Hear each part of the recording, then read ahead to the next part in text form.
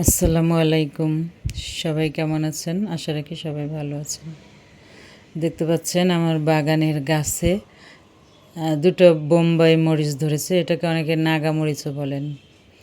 আসলে মনে হচ্ছে যে এটা এই গাছেই ধরেছে, এটা এই গাছেরই ফল। আসলে এই গাছ, সত্যি কথা বলতে হলে এটা এই গাছের ফল না, এটা হচ্ছে দুধের স্বাদ ঘোলে মেটানো। আমার এই গাছটা লাগিয়েছি 2-3 মাসের বেশি মনে হয়েছে, সেটার ভিডিও আপনাদেরকে দিয়েছিলাম। এটা শুধু ফুল ফোটে আর ফুল ঝরে, একটা ফলও এখন পর্যন্ত এটার দেখিনি। তো আজকে আমার সাহেব এই মরিচ দুটো কিনে এনেছে, আমি ওদেরকে গাছে ঝুলিয়ে ভিডিও করলাম। আর এটাই অনুভব করলাম যে খালি চোখে যা দেখা যায় তা সবই সত্যি না। দেখেন, মনে হচ্ছে এই গাছেরই ফল, কিন্তু আসলে এই মরিচগুলো আমি অন্য বাজার থেকে কিনে এনে এখানে এভাবে ঝুলিয়ে ভিডিও করেছি। কাজ না থাকলে যা হয় আর কি। আমার খুব শখ যে দেখি এই গাছের মরিচটা কীরকম হয়। আমি কিনে এনেছিলাম চারাটা, কিন্তু মরিচ আদৌ হবে কি না। এত কিছু দিচ্ছি, দেখেন গাছের গোড়ায় সার, ডিমের খোসা, এগুলো দিয়েছি, কিন্তু কোনোতেই কোনো কাজ হচ্ছে না। তবে আমার এই ফুলগুলো কিন্তু রিয়েল, এগুলো আবার ভাববেন না আর্টিফিশিয়াল। এগুলো আমার অতি যত্নে গড়া। গত বছরও আমার এই বেলি ফুল গাছে অনেক ফুল এসেছিলো। এবছরও আশা করছি অনেক ফুল আসবে। প্রতিদিনই 2-4টা করে ফোটে। আমার দেখতে খুব ভালো লাগে। আসলে আমার বাগান এত ভালো লাগে।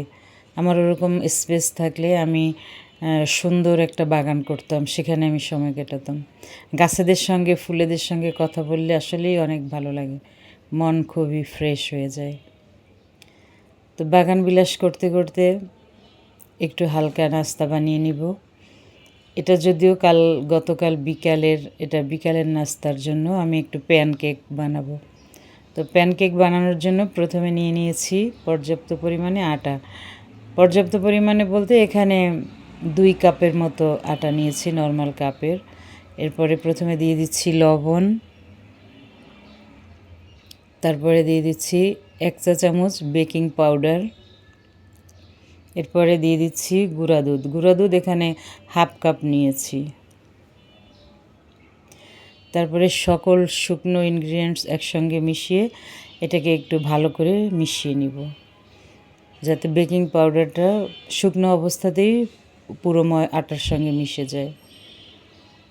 আমাদের এই আটাগুলো অনেকটা ময়দার মতোই, এটা ওরকম স্টিচ হয় বা খুবই ভালো। ময়দার যে কাজগুলো করা হয় এই আটাগুলো দিয়েও সেম কাজই করা যায়। এরপরে দিয়ে দিয়েছি চিনি।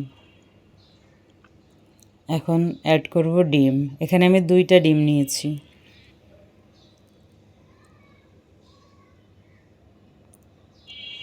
ডিমগুলো দিয়ে ভালো করে আমরা আটাটাকে ফেটিয়ে নেব।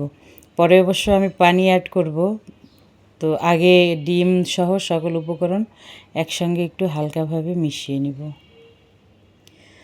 তারপরে আবার পানি দিয়ে পারফেক্ট কনসিস্টেন্সির জন্য দিয়ে দিয়েছি পানি। পানি দিয়ে ভালোভাবে এটাকে মিশিয়ে, আপনারা দেখতে পাচ্ছেন এভাবে থিকনেসটা হবে, খুব বেশি পাতলাও না আর খুব বেশি ঘনও না।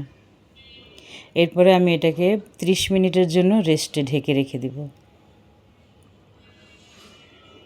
তারপরে আমি বানাতে চলে এলাম। একটা প্যানে একসঙ্গে 2-3টা ভাজা যায়, কোনো সমস্যা না।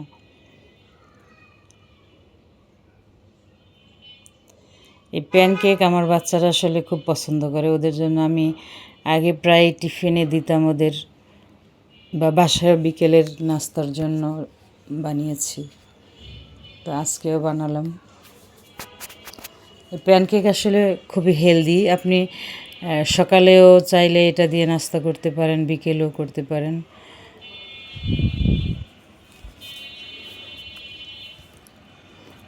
তিন চারটা ভাজা হয়ে গিয়েছে। আমি এভাবে একে একে সবগুলোই ভেজে নিব।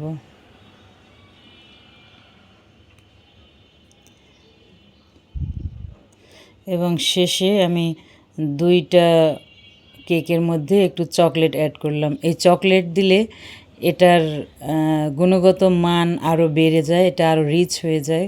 এটা বাচ্চাদের জন্য খুবই ভালো। এটা ডার্ক চকলেট আর খেতেও ভীষণ মজা। আমি কিন্তু নিজে ডার্ক চকলেট খুব পছন্দ করি, আমার কাছে খুব ভালো লাগে। তো বাচ্চাদেরকে এই ধরনের হেলদি নাস্তা দিবেন, ওদের ভালো লাগবে, ওরা খুব খুশি হবে।